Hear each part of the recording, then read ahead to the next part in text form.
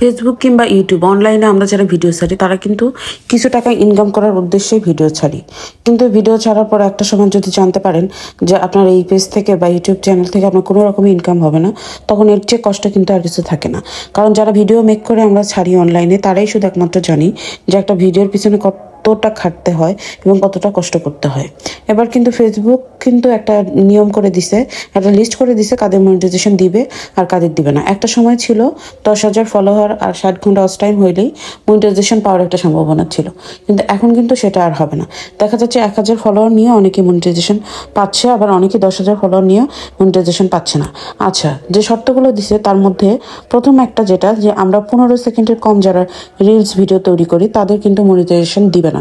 Facebook এটা নিজে বলছে ভিডিওগুলো মিনিমাম 15 সেকেন্ড কিংবা তার চেয়ে বেশি হতে হবে। আর একটা হচ্ছে আমরা যে ভিডিওগুলো ছাড়ি সেটাতে যেন কোনো রকম কপিরাইট না হয়, কপিরাইট ইস্যুর কোনো রকমের কোনো ভিডিও ছাড়া যাবে না। আবার যারা বিভিন্ন ব্র্যান্ডের সাথে কাজ করে, দেখা যায় বিভিন্ন প্রোডাক্ট যে কেনার জন্য যে প্রমোশন করে, সেগুলো পেজে কিন্তু কোনো রকমের মনিটাইজেশন পাবে না যদি সেটা ফেসবুক বুঝতে পারে।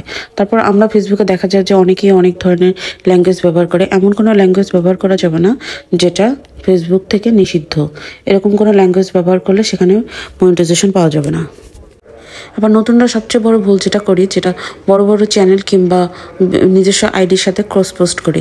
ক্রস পোস্ট কোনো পোস্টকে করা যাবে না। ক্রস পোস্ট করলে হয়তো ফলোয়ার বাড়বে কিংবা ওয়াচ টাইম বাড়বে, কিন্তু এখানে কিন্তু ফেসবুক কোনো ধরনের মনিটাইজেশন দিবে না। এমন কোনো ভিডিও আপলোড করা যাবে না যেটা পরবর্তীতে ডিলিট করতে হয়, কারণ ভিডিও ডিলিট করলে পেজের উপর একটা খারাপ ইফেক্ট পড়ে।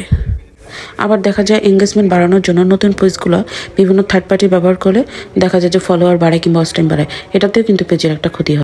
এই জন্য আমরা যারা অনলাইনে কাজ করি বা ভিডিও আপলোড করি তাদেরকে চোখ কান খোলা রেখে আসলে ভিডিওগুলো আপলোড করা উচিত। যেহেতু আমরা কষ্ট করে একটা কাজ করতেছি, সেখান থেকে যদি আমরা কোনো ফলই না পাই তাহলে কষ্টটা কিন্তু পুরোটাই বৃথা হয়ে যাবে।